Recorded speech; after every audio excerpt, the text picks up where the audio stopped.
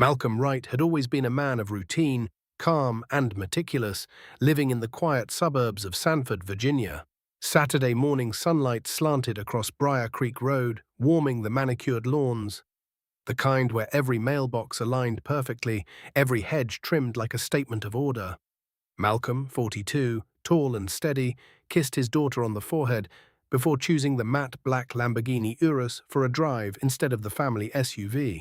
The engine purred as he eased onto the street, speed at 32 in a 35 zone, music low, hands at 10 and 2. A law-abiding Saturday, ordinary and silent. Then, blue lights flickered in his rearview mirror. Malcolm's heart rate did not spike. He signaled, pulled over, and set the car in park. Hands visible, window down, he greeted Officer Craig Dutton with quiet courtesy. Dutton, 34. Sanford-born, a police officer whose family legacy shadowed every badge, walked around the car, inspecting the Lambo as though assessing stolen goods at an auction before demanding registration address and insurance. Malcolm complied calmly, producing documents, the air hung with tension, the kind that stifles ordinary conversation. Tanya Moore, a new officer, stayed near the cruiser, bodycam recording every detail, her eyes betraying concern she could not voice. Dutton returned after several deliberate minutes, his stance aggressive, his hand near his hip.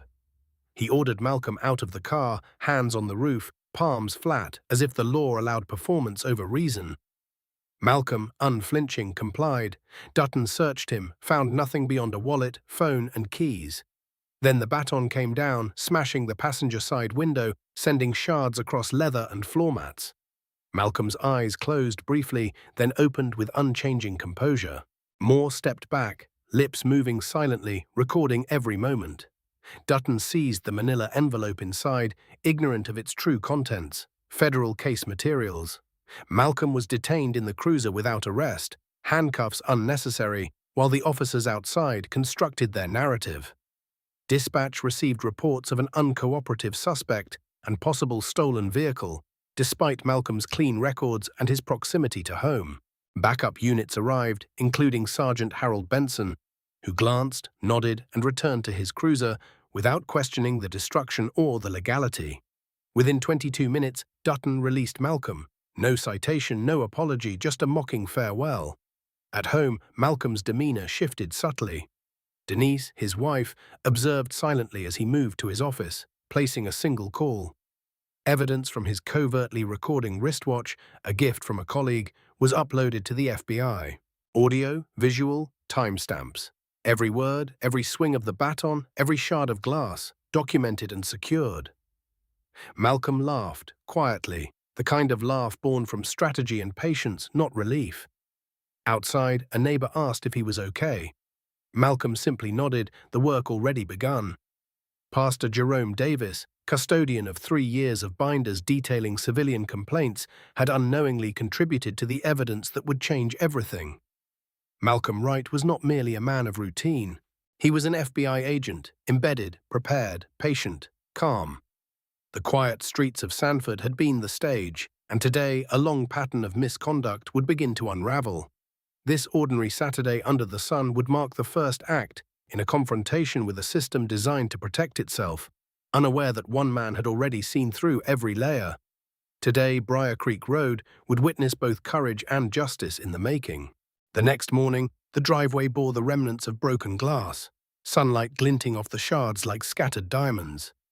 Malcolm stood quietly, examining the damage, the faint weight of yesterday's humiliation still pressing on him.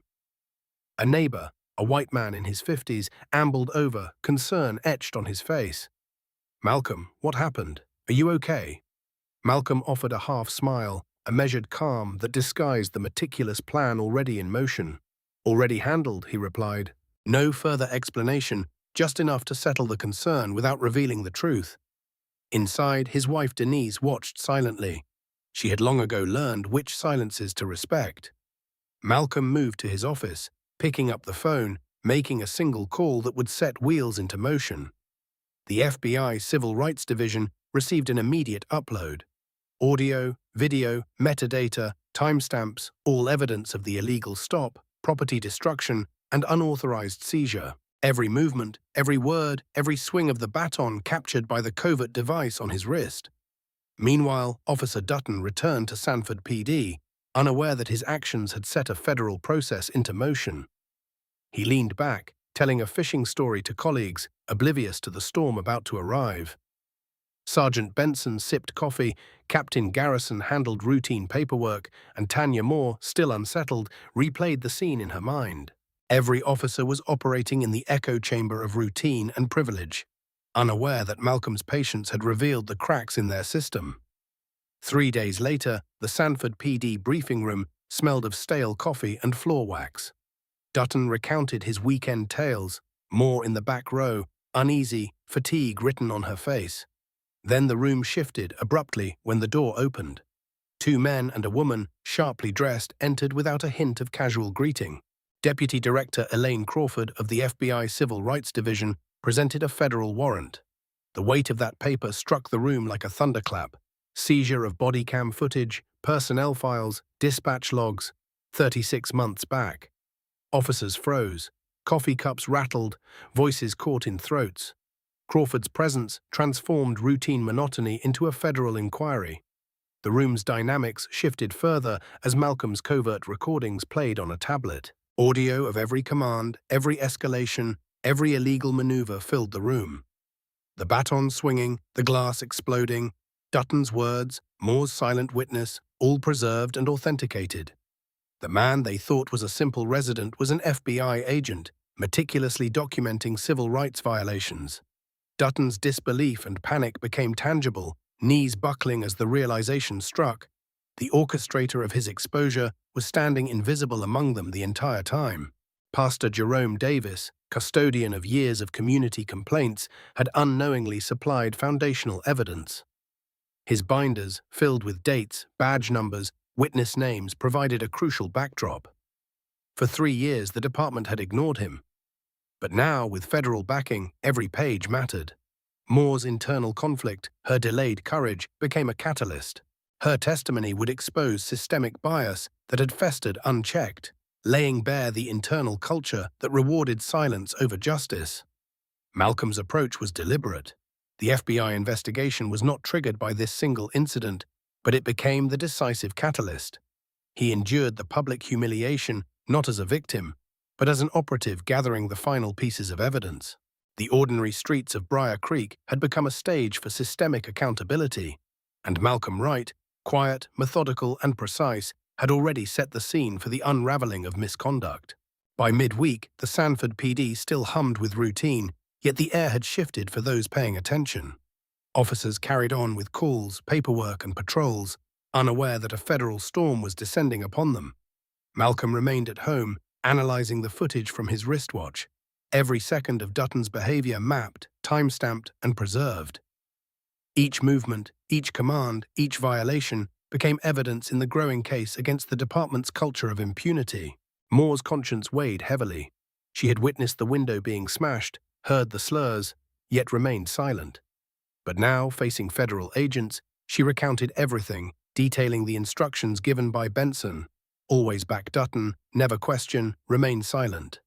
Her testimony revealed a culture that prioritized loyalty to colleagues over justice, and how senior officers created an environment where misconduct could thrive unchecked. Benson and Garrison, meanwhile, were being scrutinized. Every approval of reports, every failure to investigate complaints, every signature on forms that overlooked evidence of misconduct became a thread in a pattern. Benson had consistently signed off on Dutton's reports, 3 civilian complaints dismissed without review. Garrison, head of internal affairs, had allowed this process to continue, creating a system that protected the status quo at the expense of justice. The walls of the department, designed to shield officers, now framed the federal inquiry. Pastor Jerome Davis was called in. For 3 years, he had documented incidents of discriminatory policing, compiling binders with names, dates, badge numbers, and witness accounts. He had been ignored repeatedly. Now, federal agents reviewed his meticulous records, cross-referencing with Malcolm's footage and the department's own logs. Davis's persistence became invaluable, providing context and corroboration for the patterns of abuse, proving that these violations were neither isolated nor accidental. Malcolm's calculated patience paid off. The incident on Briar Creek Road was only the final piece needed to trigger federal action. By allowing Dutton to escalate, by enduring the illegal stop and property destruction, Malcolm exposed systemic failures in real time. His strategic compliance ensured a complete record, leaving no room for the department to obfuscate or excuse misconduct. The FBI began assembling the evidence for charges: deprivation of civil rights, unlawful search and seizure, destruction of property, and the shocking unauthorized seizure of federal case materials. Each charge corresponded directly to the actions observed and recorded, leaving the officers with no plausible deniability. The law, impartial and precise, began to impose consequences that local oversight had consistently failed to deliver. As the federal investigation deepened, the narrative began to shift. Malcolm's calm, methodical approach highlighted the contrast between a citizen equipped with knowledge and tools and a local law enforcement culture accustomed to acting without accountability. His actions underscored not only the individual violations, but the systemic flaws that allowed misconduct to thrive unchecked. The ordinary suburban streets of Sanford had become a crucible for justice, and Malcolm Wright, with patience and precision, had illuminated the path. As the federal inquiry gained momentum, Officer Craig Dutton and his superiors felt the weight of scrutiny for the first time. Dutton had acted with impunity, confident that his authority insulated him from consequences. But Malcolm Wright's meticulous documentation shattered that illusion. The once unquestioned officer now faced every action analyzed, every false justification examined under federal law. Every swing of the baton, every discarded pretense of routine procedure now served as evidence against him. Sergeant Benson's habitual oversight, or lack thereof, became a liability. His practice of signing off on reports without review allowed Dutton's misconduct to flourish. Each missed opportunity to check body cam footage or investigate complaints added layers to the conspiracy. Garrison's position as head of internal affairs had shielded the department from external accountability for years. But the federal investigation illuminated systemic flaws, exposing how authority and familiarity had been misused to protect wrongdoing rather than enforce justice. Tanya Moore's testimony emerged as a pivotal element. Her initial silence, the internal conflict she had carried, evolved into candid cooperation. She detailed the implicit rules of loyalty over law, describing the casual racism, the unquestioned hierarchy, and Dutton's specific directives during traffic stops. Moore provided screenshots of group chats in which Dutton and colleagues shared jokes and slurs, reinforcing the pervasive culture of bias. Her willingness to speak, even after initial hesitation, was instrumental in uncovering patterns of misconduct.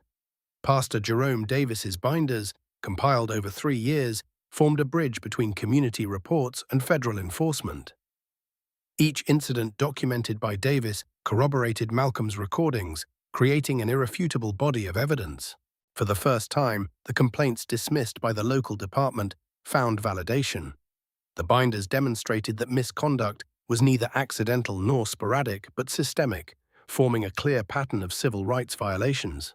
Malcolm continued his analytical work at home, reviewing every frame and note, preparing the FBI Civil Rights Division for a comprehensive case.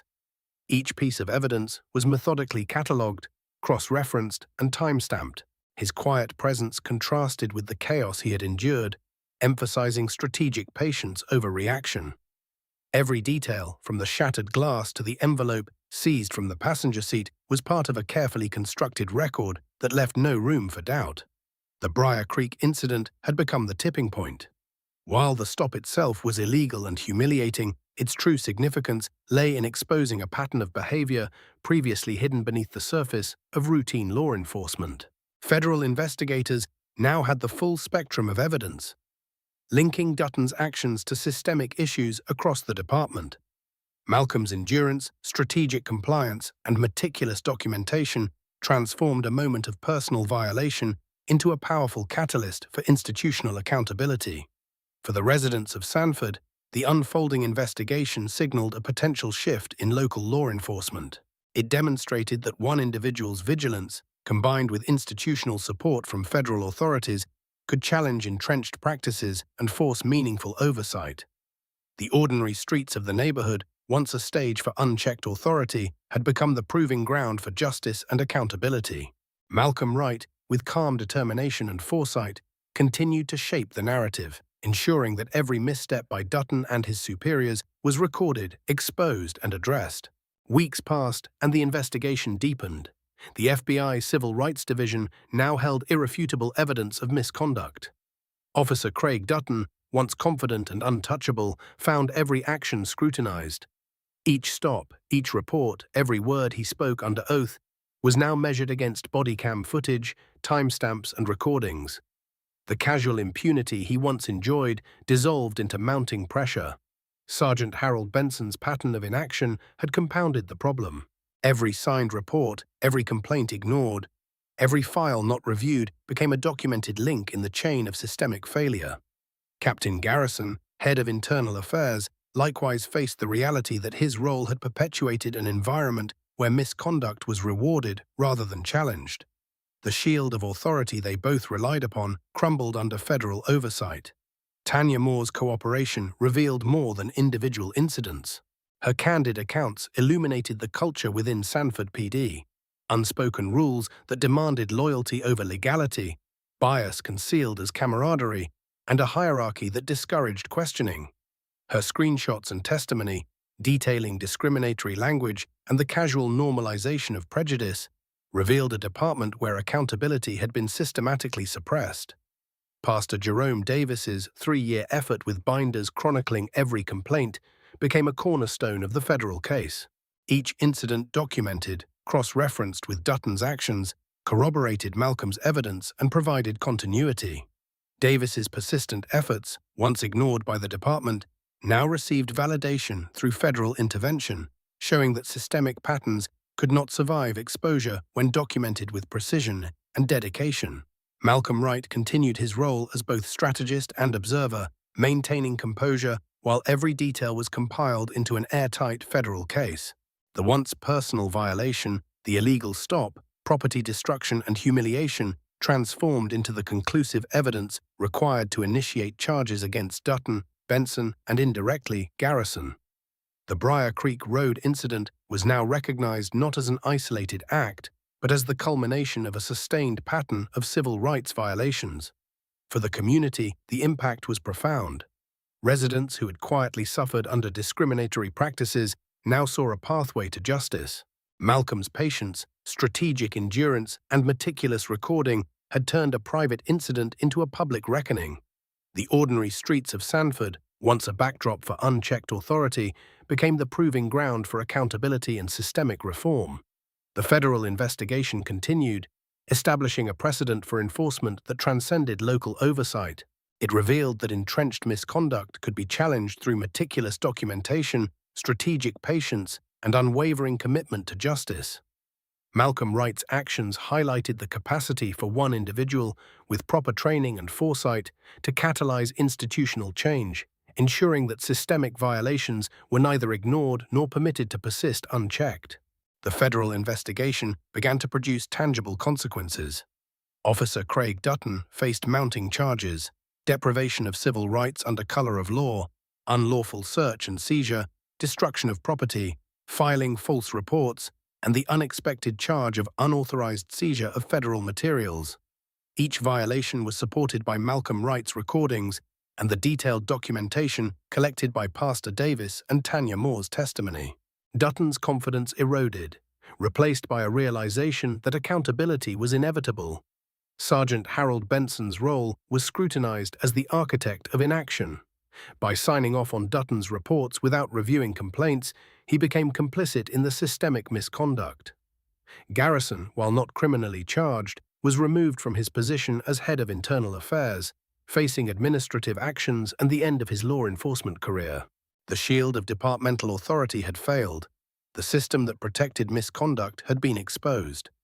Tanya Moore, having initially remained silent during the Briar Creek stop, now found herself at the center of change. Her willingness to speak up during the federal investigation revealed the internal culture of fear and loyalty that allowed abuse to continue. By providing screenshots of group chats and recounting Dutton's instructions, she helped construct a clear picture of the department's systemic issues. Her actions were a crucial catalyst in holding the officers accountable. Pastor Jerome Davis, whose 3-year effort had been overlooked, finally saw the power of persistence. His binders, containing detailed records of every complaint, now provided essential corroboration for the federal investigation. The combination of his meticulous documentation and Malcolm's strategic recordings ensured that no detail could be dismissed or ignored. The ordinary acts of vigilance became extraordinary evidence for justice. Malcolm's strategic patience throughout the ordeal exemplified the difference between enduring violation and orchestrating accountability. His calm, methodical approach transformed a personal act of humiliation into the key evidence required to challenge entrenched misconduct. The Briar Creek Road incident, though personal, served as the final link in a chain revealing systemic civil rights violations. In the community, the implications were immediate and profound. Residents who had previously experienced unchecked discriminatory policing now saw that accountability was possible. Malcolm Wright's actions underscored that careful observation, documentation, and strategic compliance could effect change within an entrenched system. Ordinary streets and routine stops had become stages for systemic reform. The case against Sanford PD became a precedent for other departments facing similar scrutiny. It highlighted that persistent misconduct, when documented and exposed, could no longer hide behind procedural loopholes or hierarchical loyalty. Malcolm Wright's calculated actions demonstrated the power of combining individual courage, institutional authority, and methodical evidence gathering to hold law enforcement accountable and to catalyze meaningful change. Weeks of depositions and evidence review culminated in a series of federal actions that shook Sanford PD. Craig Dutton faced trial, each charge supported by airtight evidence. The once confident officer now confronted the consequences of a career built on unchecked authority and biased judgment. His defense crumbled against Malcolm Wright's meticulously recorded footage, Moore's testimony, and Davis's binders. The legal process, impartial and procedural, ensured that Dutton could no longer rely on the internal protections he once enjoyed. Harold Benson, who had spent years signing off reports without review, pled guilty to conspiracy to deprive civil rights and obstruction of justice. His sentence included federal prison time and cooperation with investigators to expose further systemic failures. Garrison, removed from internal affairs, faced administrative consequences, losing his position of authority and the ability to influence departmental culture. The protective structure that had allowed misconduct to persist had collapsed under scrutiny. Tanya Moore, having initially hesitated, now embraced her role in exposing systemic issues. She was reassigned as a community liaison under the new consent decree, a position created to ensure citizen oversight. Her bravery, though delayed, became a model for accountability within the department, demonstrating the importance of speaking truth despite initial fear or uncertainty. Pastor Jerome Davis's perseverance had transformed community vigilance into tangible reform. His binders, once ignored, now served as the backbone of the federal investigation. The meticulous documentation of patterns of misconduct over years proved invaluable, confirming that systemic bias and procedural failures were not isolated incidents but entrenched behaviors requiring correction. Malcolm Wright, after the federal findings, received a formal commendation from the FBI Civil Rights Division. Private, without press attention, the recognition acknowledged the pivotal role he played in documenting, exposing, and enabling systemic reform. Returning home, Malcolm drove his new Lamborghini Urus down Briar Creek Road, the streets now silent witnesses to the change he had orchestrated. His daughter ran to him, wrapping her arms around his neck, a symbol of personal and communal resilience. The federal intervention led to a consent decree with the city of Sanford, enforcing independent oversight, mandatory racial bias training, and civilian review of body cam footage. The processes were no longer internal or self-policing. Accountability now had an independent, enforceable structure. The city publicly acknowledged the failures and committed to correcting them, demonstrating that sustained attention, evidence, and courage could produce tangible change. Through meticulous planning, strategic patience, and unwavering resolve, Malcolm Wright exemplified how individual action, when combined with institutional support, can confront systemic injustice. The ordinary acts of observation, recording, and compliance had catalyzed a sweeping transformation, providing a blueprint for accountability and reform, ensuring that the rights and dignity of every citizen could be protected in the future. The public announcement of the federal consent decree sent ripples throughout Sanford. Officers and community members alike realized that the department's culture had been scrutinized and reformed under federal oversight. Independent civilian review boards were now authorized to examine body cam footage, ensuring transparency. Officers could no longer rely solely on hierarchical protection. Accountability became enforceable, not optional. Tanya Moore transitioned into her new role as a community liaison, bridging gaps between residents and the police department. Her voice, once silenced by fear and loyalty, now carried authority and oversight. The position empowered her to ensure that incidents were reported, reviewed, and acted upon without prejudice or bureaucratic obstruction. Her courage set a precedent within the department, demonstrating that individual choices could catalyze meaningful change. Pastor Jerome Davis witnessed the culmination of years of persistence. His binders, once dismissed as overzealous documentation, had played a pivotal role in enforcing systemic accountability. Every page, tab, and record validated the experiences of community members who had felt powerless. The federal decree legitimized the work of citizens, proving that sustained vigilance and documentation could overcome institutional indifference. Malcolm Wright returned to normalcy at home, but the experience left a lasting imprint. Even with federal authority, training, and resources, the personal toll of experiencing injustice firsthand was undeniable. His actions, while strategic and controlled, were also an embodiment of resilience. In his own driveway, observing the shattered window replaced with care, he reflected on the delicate balance between patience and action, endurance and intervention. The trial of Craig Dutton proceeded in federal court, ensuring impartiality and the removal of local biases. Every detail, meticulously documented, formed the backbone of the prosecution. Dutton's prior confidence gave way to the stark reality of evidence that left no room for denial. The court proceedings underscored the consequences of systemic failure and individual misconduct, providing a clear message about the standards expected of law enforcement officials. Harold Benson's plea and cooperation revealed the hidden layers of departmental practices that allowed misconduct to persist. His admissions exposed how procedural shortcuts and administrative inattention facilitated repeated civil rights violations. Garrison's removal further emphasized the necessity of oversight and the personal responsibility of those in command, highlighting that authority alone does not excuse negligence or complicity.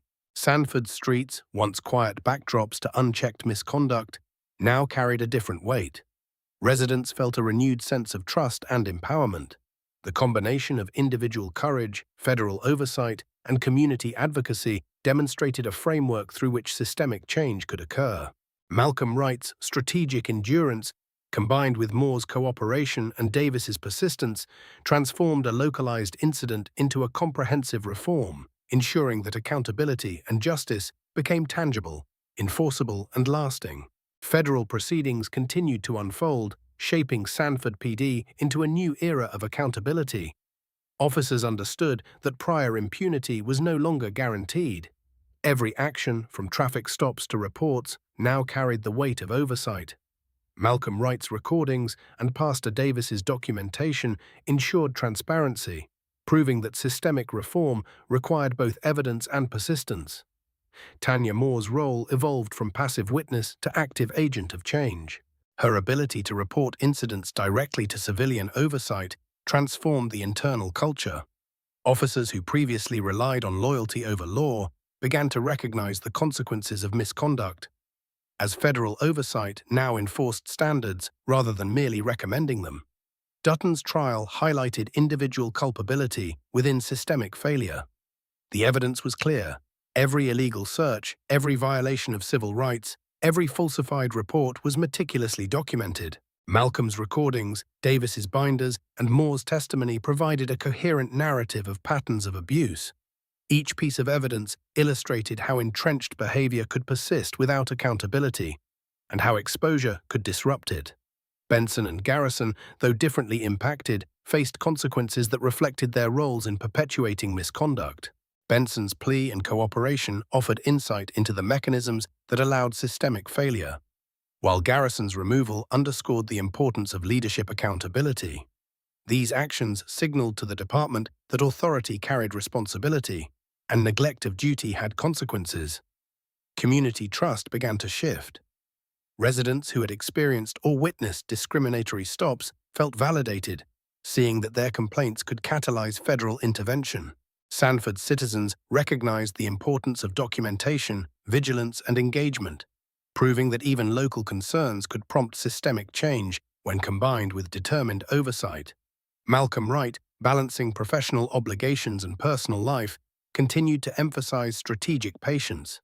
His actions illustrated the power of endurance, compliance, and calculated observation.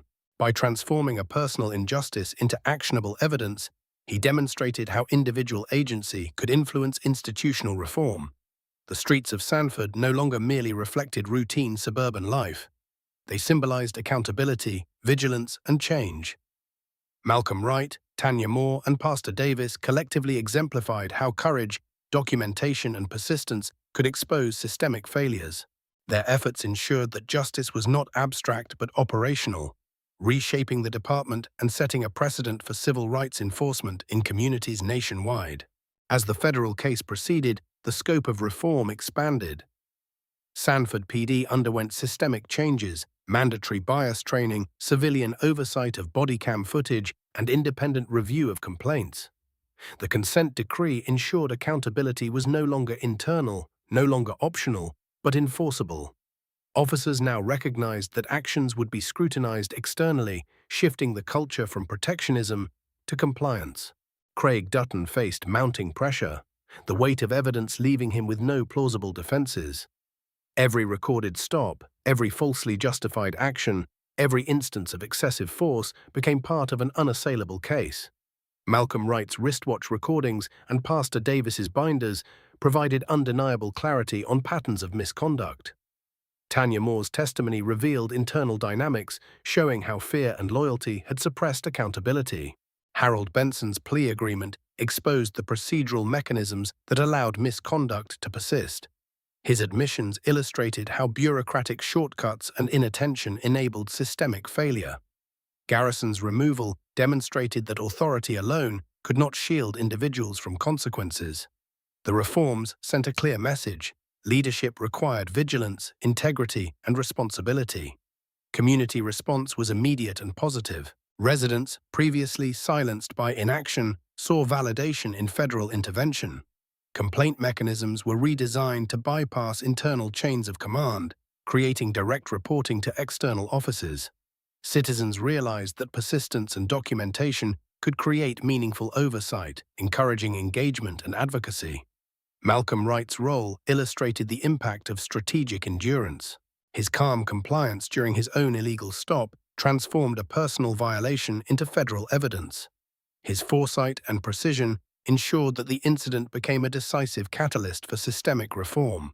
The combination of individual action and institutional support created a precedent for accountability. The streets of Sanford began to reflect change. Routine interactions between officers and community members were now observed under a lens of scrutiny and fairness. The lessons of Briar Creek Road, the shattered window, and the meticulous documentation reverberated through the department. Officers and residents alike understood that transparency and accountability were now enforceable principles, altering behavior and expectations permanently. Ultimately, the case underscored that justice requires vigilance, documentation, and courage. Malcolm Wright, Tanya Moore, and Pastor Jerome Davis demonstrated that systemic change is possible when personal resilience aligns with institutional mechanisms.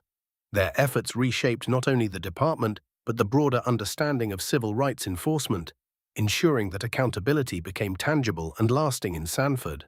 6 weeks after the Briar Creek incident, the federal investigation had reshaped Sanford PD.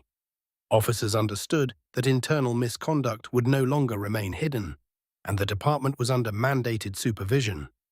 Independent oversight ensured that body cam footage, internal reports, and complaint investigations were now transparent and subject to external review. Dutton's trial in federal court highlighted the consequences of his unchecked behavior. Each charge, civil rights violations, unlawful search and seizure, destruction of property, filing false reports, and unauthorized seizure of federal materials, was supported by the evidence Malcolm Wright had meticulously gathered. Tanya Moore's testimony and Davis's binders reinforced the systemic patterns, leaving Dutton with no credible defense. Harold Benson's cooperation and plea agreement revealed how administrative oversight had enabled misconduct.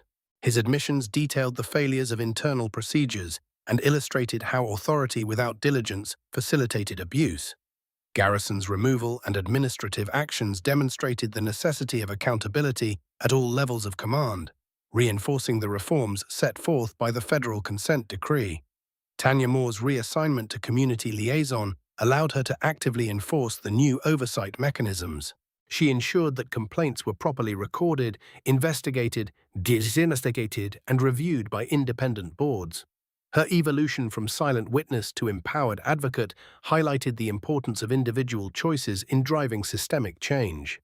Pastor Jerome Davis' persistence over 3 years culminated in the validation of his efforts. His meticulous records, once ignored, became essential to the federal investigation. The combination of community documentation and federal resources provided a clear blueprint for holding the department accountable and ensuring that future misconduct would not go unnoticed. Malcolm Wright, recognized with a private FBI commendation, exemplified strategic endurance and meticulous planning. His calm compliance during his own stop transformed personal violation into institutional accountability, proving that courage and preparation could yield systemic change. The ordinary streets of Sanford became the proving ground for reform, demonstrating how individual vigilance can catalyze lasting transformation. Through these coordinated efforts, the department underwent fundamental reform. Transparency, accountability, and fairness became operational principles, reshaping how officers interacted with the community. The lessons learned from Briar Creek Road and the subsequent federal investigation ensured that civil rights were protected, misconduct was addressed, and systemic change became enforceable, not aspirational. The federal consent decree fundamentally changed Sanford PD's operational structure. Independent oversight became standard, ensuring civilian review boards could examine body cam footage and internal investigations. Officers quickly recognized that previous habits of impunity were no longer tolerated, shifting behavior toward transparency and accountability. Craig Dutton's case moved forward with clarity. Every illegal stop, every falsified report, and every violation of civil rights was meticulously documented and presented. Malcolm Wright's wristwatch recordings, Moore's testimony, and Davis's binders collectively painted a comprehensive picture of misconduct and systemic bias. Dutton could no longer rely on institutional loyalty to shield him. Benson and Garrison faced administrative and legal consequences that underscored the necessity of responsible leadership. Benson's cooperation highlighted how administrative negligence enabled abuse, while Garrison's removal emphasized the accountability required of those in command. The enforcement of oversight mechanisms demonstrated that leadership is inseparable from responsibility. Tanya Moore's transition into the community liaison role represented a tangible example of reform. She now ensured that every complaint was properly logged, investigated, and externally reviewed. Her experience underscored the critical role individuals play in operationalizing systemic change, transforming prior fear into empowerment and advocacy. Pastor Jerome Davis's dedication over 3 years culminated in recognition of his efforts. His documentation of complaints, once overlooked, became crucial in validating patterns of misconduct. Combined with Malcolm's strategic evidence collection, Davis' binders provided an irrefutable framework that guided the federal investigation and subsequent reforms. Malcolm Wright, awarded privately by the FBI Civil Rights Division, exemplified the strategic patience and careful observation required to hold systemic misconduct accountable. His actions demonstrated how individual initiative, when paired with institutional authority and community documentation, could generate enforceable change. The Briar Creek Road incident, while personal and humiliating, catalyzed a broader institutional reckoning. Through these coordinated efforts, Sanford PD underwent a comprehensive transformation. Officers and leadership adjusted to a culture of accountability, transparency, and adherence to civil rights standards. The streets, once sites of unchecked authority, became spaces where enforcement and oversight ensured fairness, integrity, and operational compliance, securing protections for all citizens in the community. Over the following weeks, Sanford PD underwent profound structural changes. Officers adjusted to mandatory oversight, recognizing that body cam footage and internal reports would now face independent review. The department's culture of unchallenged authority shifted, reinforcing transparency and accountability across all ranks. Craig Dutton, facing the full weight of federal scrutiny, confronted the undeniable evidence of his misconduct. Every stop, every command, every falsified report, and unlawful search was meticulously documented. Malcolm Wright's covert recordings, Tanya Moore's testimony, and Pastor Davis's binders collectively dismantled Dutton's defenses, demonstrating a pattern of discriminatory practices and procedural violations. Harold Benson and Captain Garrison's administrative failures were exposed and addressed. Benson's cooperation highlighted how procedural negligence had enabled repeated misconduct, while Garrison's removal underscored the necessity of accountable leadership. These actions sent a clear message: responsibility at every level is integral to lawful policing. Tanya Moore's role as community liaison exemplified the practical implementation of reform. She ensured that complaints were logged, investigated, and routed to independent civilian oversight. Her transition from silent observer to empowered advocate demonstrated the impact of individual accountability on institutional change. Pastor Jerome Davis's persistent documentation over 3 years became foundational to the federal investigation. His records, now validated and cross-referenced with Malcolm Wright's evidence, provided irrefutable proof of systemic bias. The collaboration of community vigilance and federal enforcement highlighted the necessity of comprehensive documentation in pursuing justice. Malcolm Wright's strategic patience turned a personal violation into a catalyst for institutional reform. The Briar Creek Road incident, though humiliating, provided decisive evidence that enabled the Federal Civil Rights Division to implement enforceable change. His calm, methodical approach exemplified how individual agency, combined with institutional mechanisms, can achieve lasting accountability. Sanford's streets, once silent witnesses to unchecked misconduct, now reflected a culture of transparency and oversight. Residents recognized the importance of documentation and engagement, officers adapted to enforceable standards, and the department itself was transformed. Through the combined efforts of Malcolm Wright, Tanya Moore, and Pastor Jerome Davis, systemic reform became tangible, enforceable, and enduring, setting a precedent for civil rights enforcement across communities. The culmination of the federal investigation brought measurable change to Sanford PD. Officers adjusted to a new paradigm. Independent oversight ensured every body cam recording and internal report faced external review. Accountability was now enforceable, and the culture of silence and impunity had shifted.